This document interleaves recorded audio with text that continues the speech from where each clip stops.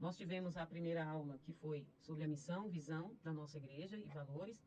Depois nós tivemos sobre o conceito de igreja a partir da religião, né? Nós aprendemos que a igreja nasceu de uma religião após a queda do homem. Nós entendemos que por conta da queda, o homem perdeu a conexão com Deus. E a forma do homem se conectar com Deus foi a partir dessa religare, né? A palavra religião significa religare. Então, o homem, para se conectar com Deus novamente, o homem sentiu essa necessidade de se conectar com Ele, de reatar essa aliança com Deus. E o pecado, ele faz isso, né? O pecado nos afasta de Deus e graças ao Senhor, através de Jesus Cristo, que nós fomos justificados, reconciliados com Deus. Então, a fé em Jesus fez isso. Então, o que o homem fez com essa ideia, essa necessidade de reatar a aliança com Deus, ou seja, de se conectar com Deus? O homem começou a criar para si religiões, rituais, templos, meios de se conectar com Deus. Até hoje nós vamos entender isso, né? Até hoje a gente vê isso.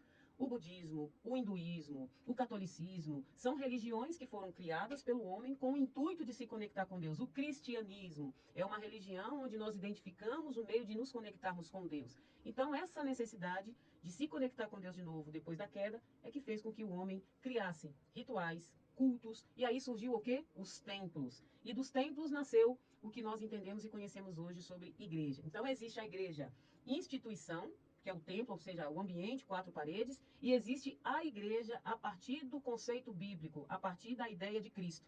Então, Jesus, quando ele vem para quebrar esses paradigmas, ou essa ideia de se reconectar com ele novamente, ou de se conectar com ele novamente, através de rituais religiosos, através da idolatria do templo, dos objetos do templo, porque a ideia de um culto, no início, era interessante. Tanto que nós aprendemos na última aula que Deus pediu para que Moisés construísse um tabernáculo, um lugar onde Deus pudesse habitar, a partir da sua liturgia ali, da liturgia judaica, né, religiosa da época de culto, dos rituais. Por isso que no Antigo Testamento a gente vai identificar e enxergar as festas, né, da época, porque Deus queria se manifestar a partir da cultura de um povo, a partir da crença de um povo. Então Deus queria se revelar a este povo. Então a ideia de construir o tabernáculo era um meio para que Deus se manifestasse e se revelasse para o povo de Israel, que é o povo escolhido, foi o povo escolhido, o povo da aliança, como um único e verdadeiro Deus. Mas assim como as demais nações, assim como os demais povos, o que Israel fez? Israel também se corrompeu. Começou a idolatrar objetos, o templo, as coisas do templo. E aí foi quando Deus permitiu, né, através da história que vocês conhecem, que Nabucodonosor viesse e destruísse o glorioso templo de Salomão, porque o povo estava idolatrando os sacerdotes, o templo, os objetos, as coisas do templo, e estavam desviando o propósito pelo qual Deus o havia chamado. A única glória e adoração deve ser dada apenas para Deus. E, infelizmente, os objetos do culto, os objetos do templo, os rituais do templo, fez com que o povo se afastasse de um plano maior, de um plano melhor, que é a adoração ao nosso Deus. Então, isso ficou muito claro. Então, Jesus veio para estabelecer na terra a cultura do seu reino, né, o reino de Deus na terra, apresentando para nós a igreja, o verdadeiro sentido de ser igreja. Então, quando Jesus vem, esse modelo de culto, né, nos templos ainda existia. Se vocês pararem para ver a história, quando Jesus vem, ele vem no período em que os judeus se reuniam aonde, gente? Nas sinagogas, para lerem a Torá,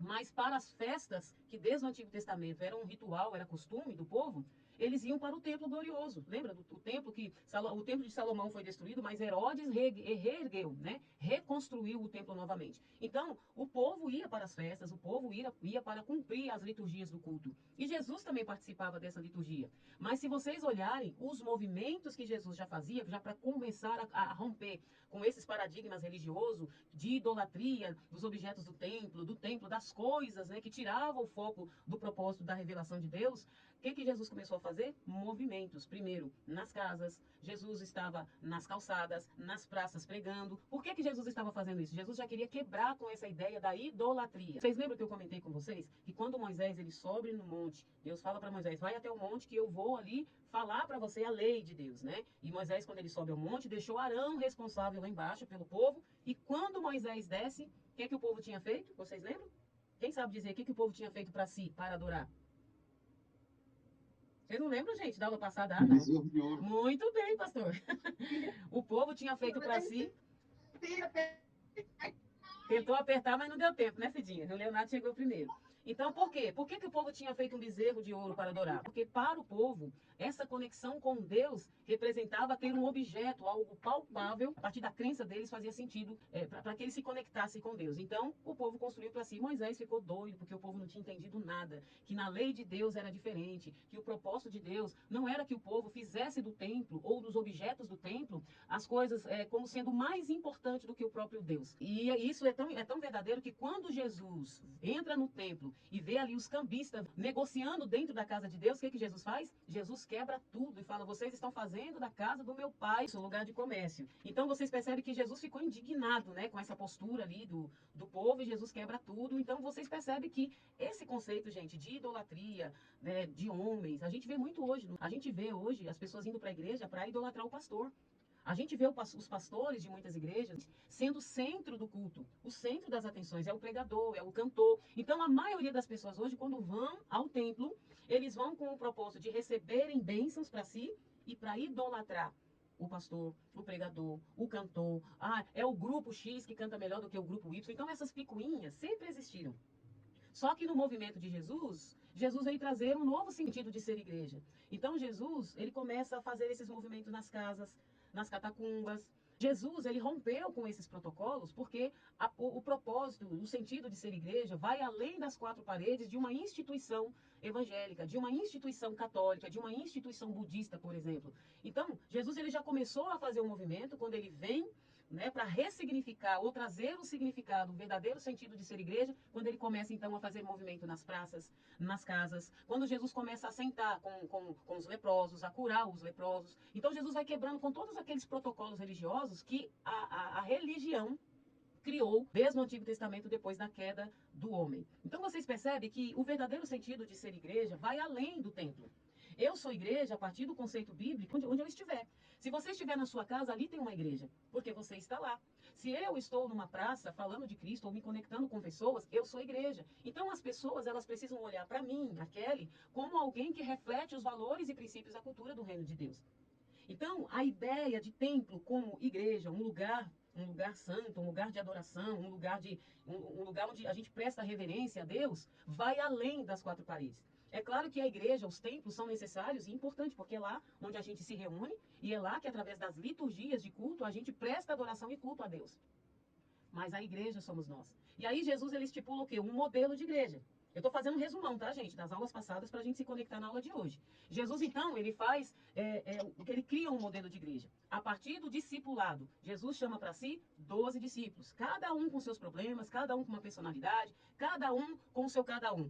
Mais ou menos isso. E Jesus pega aí 12 homens diferentes, de cultura diferentes, e aí Jesus mistura esse povo todo e fala: agora vocês serão os meus discípulos. Vocês serão o sal da terra e luz deste mundo. Vocês vão nas casas, vocês vão pregar essa mensagem do evangelho. E Jesus ainda fala para eles: olha, eu vou morrer, mas no terceiro dia eu vou ressuscitar. Eu vou para o Pai, mas eu vou preparar um lugar lá para vocês. Mas eu vou deixar um consolador aqui, que é o Espírito Santo, para que vocês não se sintam sozinhos. Então Jesus estava preparando os seus discípulos para dar continuidade à obra que ele mesmo teve que vir para fazer. Porque a Israel, o povo de Israel, a primeira igreja lá do Antigo Testamento, que Deus tinha escolhido, o povo da aliança, para ser instrumento, para ser o sal da terra, para divulgar a mensagem de Deus para o mundo inteiro, Israel falhou nessa missão. Então Jesus contava agora com quem? Com a gente. Então Jesus preparou os discípulos, discipulou esse povo, ensinou esse povo, esteve com eles esses 3 anos de ministério, pregando, ensinando, mostrando para eles como que eles deveriam fazer, onde e como eles deveriam fazer. E aí esses discípulos, eles seriam a igreja que propagaria o evangelho de Jesus em todas as nações. Eu acredito que isso fica claro quando a gente entende, então, a ideia do templo, a ideia da igreja instituição e a ideia da igreja como organismo vivo, que somos nós. O apóstolo Paulo fala que nós somos uma carta lida pelos homens, a igreja de Jesus. Nós somos esse organismo vivo, que se movimenta, que é dinâmico, que tem que estar sempre em movimento, que tem que ter essa coisa de influenciar onde quer que a gente esteja. Então, onde a gente chegar, a gente tem que fazer a diferença. Se eu, como igreja de Jesus, como organismo vivo, se eu não estou influenciando no ambiente a qual eu vivo, a gente precisa rever os valores do Evangelho. Porque o propósito de ser igreja é exatamente isso, é romper com a religiosidade do templo, das coisas do templo, das pessoas do templo, e a gente entender qual é o sentido de eu ser igreja. Se eu não sou igreja na minha casa, se eu não sou igreja no meu trabalho, se eu não sou igreja com a minha família, com os meus filhos, com as pessoas que convivem comigo, eu preciso rever, voltar a ler e entender as Escrituras. E é por isso que nós estamos aqui. E aí, gente, na aula passada eu falei um pouco sobre o conceito de ser discípulo. O que é ser discípulo? Ser discípulo é imitar Jesus em tudo. Voltando aqui para o conceito de ser igreja. Quando eu entendi que o templo, o lugar do templo, é o lugar onde a gente se reúne em comunhão uns com os outros, para a gente celebrar a mensagem da cruz, para a gente adorar a Jesus, mas que ser igreja, eu sou igreja em qualquer lugar que eu estiver, se eu entender isso, eu vou entender o que significa ser discípulo. Ser discípulo de Jesus, como eu disse, é imitar, é ser sal dessa terra, é salgar, é dar sabor onde quer que eu estiver e ser a luz do mundo. As pessoas precisam olhar para mim e falar: eu tenho esperança, porque Jesus está na vida da Kelly. Então eu tenho esperança de ser uma pessoa melhor. Eu tenho esperança de que Deus me ama. Eu tenho esperança de que para mim vai ter solução. Então eu falei um pouco sobre o verdadeiro sentido de ser eclésia. Eclésia ou igreja, a palavra igreja é uma palavra no grego que quer dizer eclésia. Significa sair para fora, estar fora das quatro paredes. Eu até vou no culto. Eu até participo do culto, da liturgia do culto. Eu até gosto das coisas do culto. Mas as coisas do culto, os objetos do culto, da liturgia, da instituição, não pode ser mais importante do que a minha vida como igreja de Jesus. Então, voltando então para a aula de hoje, né? Sabendo então que o modelo de igreja estabelecido por Jesus é o modelo que nós vemos lá em Atos no capítulo 2. Gente, a igreja de Atos, que a gente chama de igreja primitiva, foi a primeira igreja instituída por Jesus a partir dos apóstolos que interpretaram na íntegra o conceito de ser igreja. Então, a igreja primitiva, a Bíblia diz que a igreja permanecia, Atos 2,42, na doutrina dos apóstolos, na comunhão, no partir do pão e nas orações. Aí eu pergunto para vocês, havia templo naquela época, na época da igreja primitiva? Tinha templo. Lembra Pedro e João na porta do templo chamada Formosa? Havia templo. Mas onde que a igreja se reunia, gente? Esse povo, gente, eles se reuniam nas casas, nas catacumbas, como a Cidinha falou. Eles se reuniam em lugares escondidos. Por quê? Todo aquele que era chamado de cristão, pelos imperadores, eles eram perseguidos, eram queimados vivos. Lembra dos mártires? Foi exatamente nesse período que o povo de Deus, a igreja de Jesus, começou a ser martirizada. Inclusive, todos os apóstolos, eles sofreram morte de mártires. Eles foram jogados nas arenas, né, para os leões comerem. Eles eram, gente, jogados. Sabe quando alguém acende uma tocha assim, viva, vup, e joga? Eles eram chamados de mártires da fé. Todos eles foram mortos em nome de Deus, porque eles não negaram Jesus, mas o templo para eles era apenas para cumprir os rituais de culto. Mas ser igreja, eles eram igreja nas catacumbas, nas mesas uns com os outros, participando da vida uns dos outros. E a Bíblia diz que entre eles, eles vendiam as suas propriedades. Aqueles que tinham mais bens, eles vendiam e depositavam aos pés dos apóstolos e compartilhava com as viúvas, com aqueles que não tinham condições. Embora eles cumprissem com os rituais de culto, né, que o templo, lembra que eu falei para vocês? Que o templo, Herodes reergueu o templo, fez um templo até mais bonito que o templo de Salomão. E o templo de Herodes era um templo glamuroso na época. E os fariseus, que eram os religiosos, né, da época, eles sempre estavam lá, cumprindo seus rituais de templo, adorando as coisas do templo, mas eles não cumpriam a essência verdadeira do sentido de ser igreja. Por exemplo, Jesus, quando curava no sábado, o que os fariseus faziam? Arrebentavam com Jesus, porque Jesus não estava cumprindo com a lei. Lembra? A lei que era proibido curar no sábado. Então, eles sempre perseguiam Jesus, e era onde Jesus arrebentava com eles. O que Jesus estava querendo trazer, gente? Cumprir rituais religiosos não traz a marca do verdadeiro sentido de ser igreja. Por exemplo, se eu estou mais preocupado com os objetos do templo, com as coisas do templo, será que eu vou me preocupar em ligar para alguém e falar: você está bem? Você está precisando de alguma coisa? Era assim que os fariseus se comportavam. Eles estavam preocupados mais com a religiosidade das coisas do templo do que com o verdadeiro sentido de ser igreja. Eles não entenderam isso. Então, a igreja primitiva, eles tinham isso, eles até cumpriam a liturgia do culto, os costumes da época, do templo, mas eles eram igrejas o tempo inteiro. Eles eram igreja quando eles partiam o pão, quando eles estavam em comunhão, nas orações, quando eles comiam junto, quando eles choravam juntos. Então, é isso que é ser igreja. Ser igreja, eu posso me reunir na casa, por exemplo, da Neia ou na casa da Cidinha e ali, em nome de Jesus, ter uma palavra direcionada, ter uma oração, me permitir ser usada por Deus para falar com alguém. E assim, é isso que é ser igreja. É que a gente dificulta as coisas, entende? A gente inventa, quer inventar a roda. Não precisa, gente. O evangelho ele é simples, é a gente que dificulta. E olha que interessante, essa igreja ela era tão dinâmica que a Bíblia fala que através da sombra de Pedro, os enfermos passavam e eles eram curados. Não era que a sombra de Pedro curava, mas era a unção, o poder, a autoridade que estava na vida desse homem que fazia com que as pessoas, pela fé de Pedro, eram curadas. Então é isso que é essa igreja. A gente pode, através da fé em Jesus, colocar as mãos e os enfermos ser curados. A gente pode proferir uma palavra em nome de Jesus e trazer à existência todas as coisas. Porque é bíblico isso. O problema é que a gente quer ver coisas mirabolantes. Não que Deus não tenha o poder de fazer, ele tem o poder. Mas a manifestação do Espírito Santo, ele quer se revelar a nós nas pequenas coisas também. É nas pequenas coisas, é no dia a dia, é na maneira como eu trato o meu próximo, é na maneira como eu enxergo o outro, é na maneira como eu me relaciono com o outro. Isso é ser igreja, gente.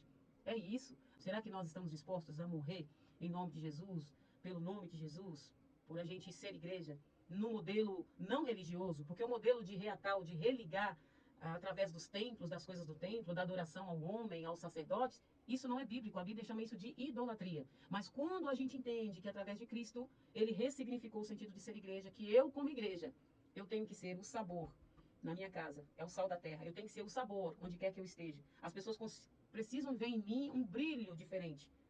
Ali está uma igreja. Ah, a Cidinha está na praça, ali está uma igreja. Ah, o Leonardo está no seu local de trabalho, ali tem uma igreja. Então, se eu me posiciono como igreja de Jesus, em qualquer lugar, verdadeiramente, eu estou trazendo o sentido de ser igreja. Ok, gente? Tendo falado tudo isso, fazendo um resumo das nossas 3 últimas aulas, hoje nós vamos falar um pouquinho sobre a igreja e os desafios na pós-modernidade.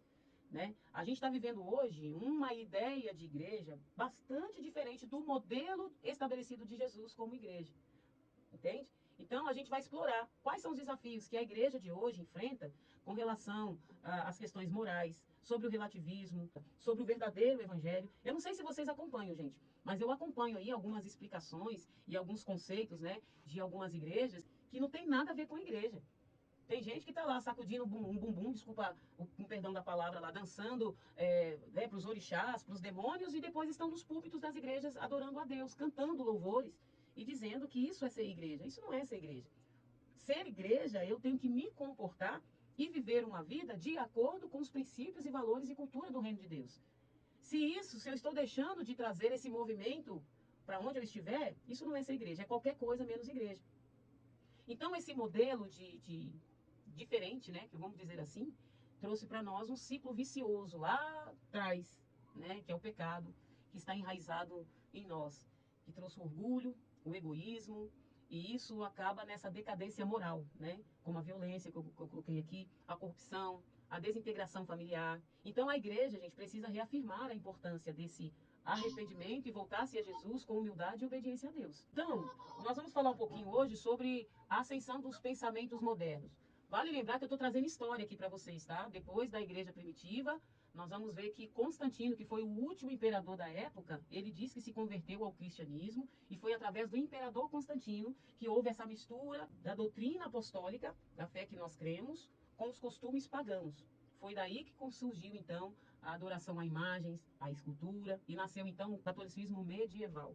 Durante 1000 anos, a Igreja Católica medieval, ela assumiu o poder absoluto. Quando eu falo poder absoluto, sabe os 3 poderes? Era a Igreja Católica medieval na época. Eles que dominavam a ciência, a Igreja dominava a política e a Igreja dominava a religião. E nessa época, o que a Igreja Católica medieval começou a fazer? Vender a salvação. Todo mundo conhece a história, né, das vendas da indulgência? Quem quer ter um terreno lá no reino de Deus? Então você precisa comprar indulgência. Foi assim que a Igreja Católica ficou milionária, bilionária até os dias de hoje. Porque a Igreja vendia a salvação. E aqueles que eram pobres, e pobres de maré de si, cada vez mais ficavam mais pobres. Porque a Igreja arrancava deles até o que eles não tinham. Porque o Papa, ele dizia ser ele o Deus, representante de Deus aqui na Terra. Então todo mundo tinha que se prostrar diante do Papa. O Papa foi o sucessor dos sacerdotes. Lembra que no Antigo Testamento os sacerdotes tinham uma importância muito grande, né, para a história do povo. Eles representavam, era a boca de Deus falando. Os sacerdotes, os profetas no Antigo Testamento. E a Igreja Católica ela assumiu esse posicionamento lá na era medieval, sendo os papas, levantando os homens, né, papas importantes, dizendo ser eles os representantes de Deus aqui na Terra. Então, a partir dessa mistura, né, da religião, da religiosidade com a palavra de Deus, a gente está vivendo hoje um fiasco na teologia bíblica. Lamentavelmente, as pregações que a gente ouve não tem nada a ver com Bíblia. São palavras que estão colocando sempre o homem no centro, tirando Jesus, né, que é o centro de todas as coisas, do meio, e colocando o homem. Esse relativismo, que a gente chama pós-moderno, ele está sempre questionando a existência das verdades absolutas. Então, eles rejeitam o que é verdade e absorvem o que não é verdade. Então, isso acaba contrastando de forma negativa, gente, aquilo que a gente ensina na palavra de Deus. Na opinião de vocês, por que existe igreja para todos os gostos hoje? Na opinião de vocês, por quê? Agora eu vou ouvir vocês. Eu acho que porque cada um quer do seu próprio jeito. Exatamente isso. Cada um quer uma mensagem que atenda às suas necessidades. E aí a gente volta lá de novo, lá atrás no contexto. Lembra que a religião causou isso. A religião trouxe estruturas, liturgias, crenças, meios de aguçar o desejo delas de ser atendidas por Deus. Essa ideia de querer se reatar, reconciliar-se com Deus de forma errada, por conta do pecado, faz com que o homem cada vez mais busquem para si a religião ou a Deus à sua medida.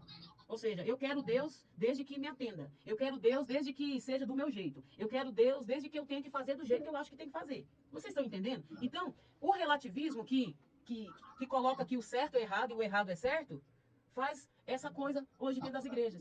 As igrejas estão mais preocupadas em atender a necessidade. É isso que enche igreja. A necessidade do homem. Se a gente pregar na nossa igreja lá, vem que Deus vai te dar carro, Deus vai te dar isso. O Deus do dar, sabe? Você tem que ter, não o Deus do ser, que a Bíblia diz, você tem que ser. O ter é de acordo com a bondade e a misericórdia de Deus.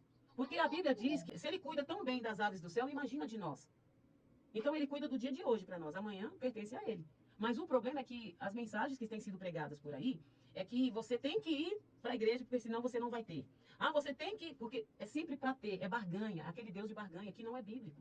E isso acaba entrando em choque com o verdadeiro ensinamento bíblico. E isso acaba exigindo da igreja séria, aquelas igrejas que são sérias, ter uma postura um pouquinho mais firme com relação à defesa da fé.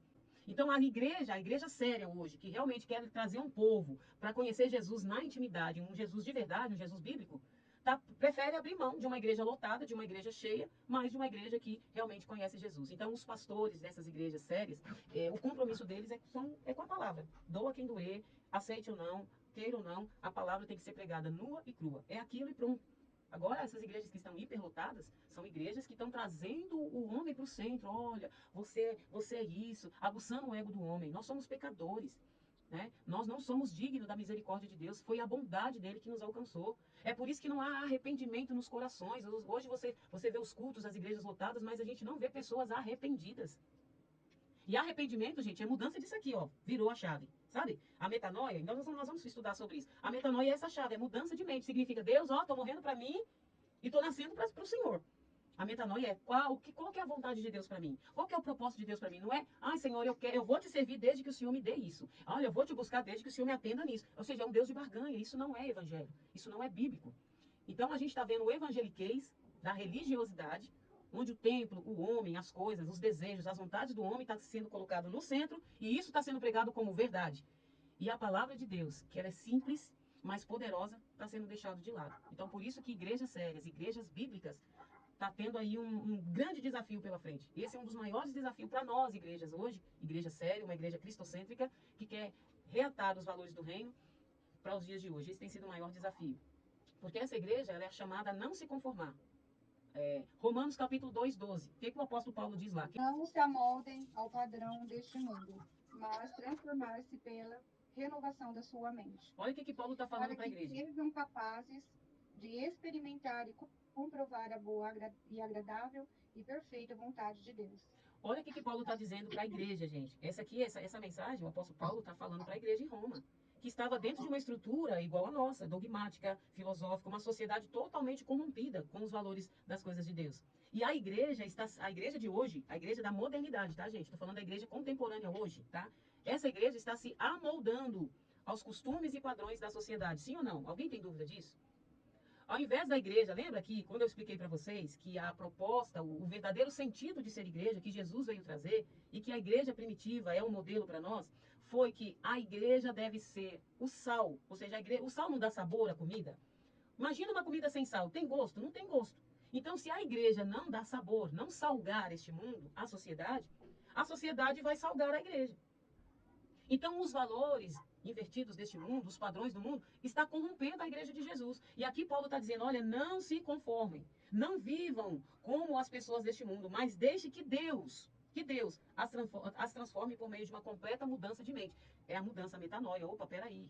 Eu vivo neste mundo, mas os valores do mundo não podem me corromper. Não podem corromper a minha fé. Gente, não é fácil ser crente. Nos dias de hoje, de acordo com o modelo bíblico, não é fácil. Se não for a graça de Deus. Então, se a igreja não for esse farol de luz, guiando as pessoas à verdadeira, para a sua verdade divina, aí a gente deixa de realmente atender o propósito de ser igreja. Então, esse ciclo vicioso do pecado, ele traz satisfação pessoal, que é onde eu falo para vocês, os púlpitos hoje de muitas igrejas estão cheios de pessoas buscando a satisfação em Deus para atender os seus prazeres pessoais, as suas satisfações próprias. E essa é uma tendência, gente, que assola a humanidade desde o Éden. Vocês lembram qual foi a causa da queda do Adão e Eva? Deus falou, não coma do fruto. Deus falou, vocês podem comer de todos os frutos ou as frutas das árvores que existem aqui, menos daquela árvorezinha ali, ó, do conhecimento do bem e do mal, porque no dia que vocês comerem, serão abertos os vossos olhos. Aí vem Satanás, encorpado ali na serpente, e fala, olha, tentando, claro, ele distorceu, né, o que Deus tinha dito para Adão e Eva. Olha, se vocês comerem, vocês serão como Deus, vocês serão como eles. Então, o prazer da satisfação, esse desejo de ser poderoso, de ser grandioso, é um pecado da soberba, é um pecado do orgulho, né? Que estava no coração de Satanás quando se rebelou contra Deus e é o mesmo pecado que entrou no coração de Adão e Eva quando eles decidiram comer o fruto que Deus disse que não era para eles comerem. Para quê? Para satisfazer a vontade própria. E essa mesma tendência assola até os dias de hoje. Busca de poder. O pecado do antropocentrismo, gente. A colocação do homem como centro do universo é um outro desvio moral que se repete em toda a história. Se repetiu lá no Éden, se repetiu quando o homem tentou se reconectar com Deus, e aí eles criaram para si religiões, templos, lembra os templos? E sempre se colocando no centro, e não Deus, tirando Deus, né, do meio e se colocando Deus no cantinho lá, tipo, ó, Deus para mim vai ser só o meu serviçal. Deus para mim é só para me servir, para atender as minhas necessidades. Eu não sei se vocês escutam uns programas aí de TV, acho que agora nem. Acho que muita gente nem está muito assistindo isso aí. Sabe aqueles programas quando o pastor começa a entrevistar assim aquele irmãozinho? Olha, você precisa fazer prova com Deus. E eu vou dizer mais: se Deus não te atender, eu rasgo a minha Bíblia. Alguém já ouviu um negócio assim? E aí, gente? Estou falando besteira aqui? Me ajudem. E esse ciclo vicioso se repete porque o que está no coração do homem, por conta do pecado, é exatamente essa incessante busca pelo poder, por riquezas, por bens materiais. Então, o materialismo e o antropocentrismo, essa adoração excessiva aos bens materiais, é a manifestação do pecado original, que foi o que aconteceu lá no Éden. Olha, se vocês comerem, vocês serão como eles. Vocês vão ser como Deus. Então, quem não quer o poder hoje? O pecado faz isso. Aí a gente tira Jesus de lado e a gente vai buscar Jesus, no bom sentido, né? Vamos dizer, aliás, no mau sentido, vamos buscar Jesus para ele atender a cobiça do nosso coração, o desejo do nosso coração. Aí eu até coloquei que, apesar das mudanças de época, os mesmos problemas morais e espirituais se repetem e tem raiz. E a raiz se chama pecado, que entrou no mundo desde do princípio. Aí depois disso, depois do período da igreja medieval, católica medieval, porque tem a católica, gente, medieval e a apostólica, tá? Então, depois a gente explica, é muita informação, senão vocês vão ficar atordoados. E para combater essas heresias do catolicismo medieval, a gente vê que durante a história houveram muitas tentativas de uma reforma sobre a filosofia, sobre a teologia do catolicismo medieval. A venda de indulgência, que você teria que adorar o Papa, que você teria que depositar todas as suas riquezas, vender os seus bens e colocar nos pés da igreja. Lembra? Aí vem a reforma protestante no século XVI, através de Martim Lutero. Essa falta ali da integridade da igreja romana abriu várias brechas para que esses pensamentos renascentistas, iluministas, o existencialismo passasse a existir por conta de uma corrupção da igreja que tinha o poder nas mãos de mudar todo o cenário através da mensagem de Jesus. Se a igreja católica medieval, gente, durante 1000 anos, pregasse a mensagem de forma correta, vocês podem ter certeza que até os dias de hoje, a igreja de hoje estaria colhendo fruto verdadeiramente cristocêntrico e não essa heresia toda que a gente vê mergulhado em muitas igrejas. E a reforma protestante veio para protestar contra a igreja, mas aí, como a igreja não pregou de forma correta, a gente acabou herdando esse pensamento egoísta, humanista, do renascentismo. São conceitos mais filosóficos, históricos. Não vou entrar nisso e não vai confundir vocês. Então, com a perda da igreja como detentora da verdade, o humanismo, ou seja, o que é o humanismo? As vontades humanas passaram a ser muito mais importantes do que o propósito de Deus em nós. Entenderam isso ou não?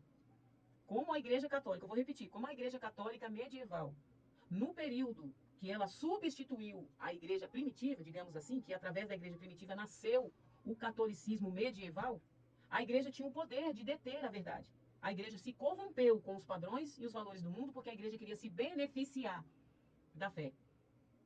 Lembra? Aí Lutero veio com a reforma protestante e apresentou então os 5 pilares da reforma. Quais são os 5 pilares da doutrina cristã hoje, que é o que nós defendemos? Somente as escrituras, somente a graça, somente Cristo, somente a fé e a Deus somente glória. O humanismo trouxe o homem, ok? As suas vontades, a sua razão para o centro da adoração. Lembra que a religião faz isso? A religião deturpou a essência do evangelho. Aí vem a reforma protestante e traz Jesus de novo para o centro. Vocês entenderam, gente? Muitos pensadores na época, como Immanuel Kant, até os dias de hoje, você vai fazer faculdade, você vai ouvir falar desses caras. Charles Darwin veio falar que nós somos fruto do evolucionismo, que nós viemos do macaco. Enfim, tudo isso aí foi entrando no meio da ideia de ser igreja por um erro da igreja não manter a verdade dos apóstolos. Então, eu trouxe aqui de uma maneira bem rápida, só para vocês entenderem, quais são as características do pensamento pós-moderno. O humanismo é o pensamento moderno que diz que Deus não existe. O humanismo, gente, está falando que Deus não existe. E ele coloca o homem no centro do mundo, como conceito de ego, lembra? O existencialismo, ele diz que ele prioriza a felicidade individual acima de qualquer padrão moral, com o lema, não é errado se me faz feliz. Ou seja, o existencialismo fala que o importante é eu ser feliz. Olha só, a gente não fala isso e a gente não ouve isso o tempo inteiro. Se está me fazendo bem, não importa. O importante é que eu estou bem. O importante é que me faz feliz. E esses padrões, gente, esses padrões são os padrões do mundo. Nem sempre aquilo que me faz bem está fazendo bem para o outro. Então a gente precisa romper com esse padrão moralista social da humanidade e entender o que faz Deus feliz. O que alegra o coração de Deus? É colocar Deus acima de tudo, o próximo como a nós mesmos. Independente se está certo ou errado, o importante é ser feliz? Então, o existencialismo trouxe isso. E o relativismo, com relação à negação de Deus e à Bíblia. Então, nesse sentido, a Bíblia perde total autoridade, como sendo a verdade perfeita de Deus. A Bíblia passa a ser algo relativo, é apenas uma crença. E é isso que hoje a maioria das igrejas estão pregando, sim, de forma bem sutil. E a maioria das pessoas não estão entendendo. Aí Paulo fala para a gente não se conformar, Paulo fala para a gente permanecer em Deus. E a Bíblia nos instrui a ter uma visão mais teocêntrica. Deus ainda está no controle de tudo isso. Apesar do homem pensar diferente, Deus está no controle de todas as coisas. Assim, nada vai mudar o fato de que Deus conhece o passado, o presente e o futuro e tem um controle absoluto nas suas mãos. Aí talvez você pergunte assim, mas pastora, se Deus tem um controle de tudo, se Deus vê, por que Deus não destrói tudo isso? Porque há um plano perfeito de Deus para todas as coisas. Há um tempo determinado de Deus em todas as coisas. Vai chegar um dia que muitos vão pedir a morte e a morte vai estar presa. Que muitos vão se lamentar, mas por que eu não ouvi o verdadeiro evangelho? Por que eu dei crédito, ouvido aqueles falsos profetas? Os lobos vestidos de ovelha. Então, gente, Deus está no controle. Apesar de tudo, Deus está no controle. Apesar da religião desconectar totalmente o propósito real da palavra, das escrituras, o triunfo dos salvos e a derrota definitiva de Satanás, isso é verdade. Doa quem doer. Deus vai fazer, ele vai agir de acordo com o propósito dele. Então, o desafio da igreja hoje é ser chamada a não se conformar, conforme o apóstolo Paulo ele diz, que não devemos nos conformar com as coisas deste mundo, nós devemos permanecer em Deus, crendo piamente que Deus está no controle de tudo, de todas as coisas. A gente sabe que todo esse desdobramento vai culminar naquele dia, né, quando Deus vier nos buscar, a igreja vai estar com Jesus e nós com ele, e aqueles que infelizmente não forem achados com seus nomes escritos no livro da vida, lamentavelmente não desfrutarão da vida eterna. Então a igreja ela deve ter uma visão teocêntrica da realidade. Independente do atual mundo, a gente tem que focar no que é eterno, conforme os valores que Paulo nos ensina. E a outra coisa, a igreja precisa saber que há uma diferença entre a igreja e o mundo. Mas nós não somos do mundo. Nós estamos no mundo, mas nós não somos do mundo, ok? O relativismo interno, ele é usado dentro da igreja quando ele é para favorecer a igreja, né? Devido à presença do humanismo, hedonismo e egocentrismo. Então, isso é usado muito nas igrejas quando é para atender a necessidade humana. E a adoração a mamon. Essa adoração ao dinheiro, que a Bíblia chama de mamon, é o maior efeito da pós-modernidade dentro da religião. Como Jesus ensinou sobre a adoração a mamon, a gente precisa entender. Sei que Jesus fala, se o seu coração está pautado nas coisas deste mundo, você está totalmente fora do propósito de Deus. Então a igreja precisa reconhecer seus próprios desafios internos e se purificar para poder enfrentar os desafios da pós-modernidade. A igreja precisa entender esse cenário social dentro do seu tempo e atacar a raiz do problema. E é isso que nós queremos fazer enquanto igreja. E não apenas falar dos sintomas. Nós somos uma igreja que vamos atacar as causas. O que faz com que a gente deixa de orar? O que faz com que a gente deixe de buscar a Deus? O que faz com que a gente se adequa a essa sociedade? Então vamos trabalhar a causa, a raiz do problema. E não atacar o problema, mas sim a raiz. Uma igreja educativa, essa é a igreja que nós queremos ser e seremos. Uma igreja que está preocupada na educação cristã, com a educação cristã, conquistando cada vez mais um espaço na sociedade. É por isso que o propósito da nossa igreja é trabalhar os valores do reino de Deus, a cultura do reino de Deus, dentro da comunidade de fé. E também dentro da sociedade como um todo. A gente precisa ser uma igreja relevante onde nós estamos, tá? E a igreja precisa anunciar a verdade das Escrituras através da pregação, mas principalmente através de um programa de discipulado, que é o modelo da nossa igreja. Então, somente com essa compreensão profunda que a gente vai trabalhar estrategicamente a palavra de Deus para a gente ir rompendo com esses valores mudando, com as propostas de Satanás em acabar com o cristianismo. Embora a Bíblia fala que a porta do inferno não prevalecerão contra a igreja de Jesus. E resumindo, para a gente ir de fato aqui para os finalmente, resumindo, trazendo tudo que nós falamos lá atrás, para concluir, a missão da igreja. Nós somos sal da terra, nós somos luz do mundo e nós temos que cumprir a nossa missão. E apesar dos desafios da pós-modernidade, a igreja deve permanecer firme em sua missão de transformar a vida, as vidas e a sociedade. Então, quando a gente assume essa identidade bíblica de ser igreja e a gente começa a cumprir essa missão, a igreja, então, ela está dentro do propósito que Deus nos chamou, ser sal da terra e luz deste mundo, vencendo todos os desafios. Aí eu pergunto, gente, é fácil? Não é fácil. É impossível? Não é impossível, mas a gente precisa querer, a gente precisa permitir. Amém?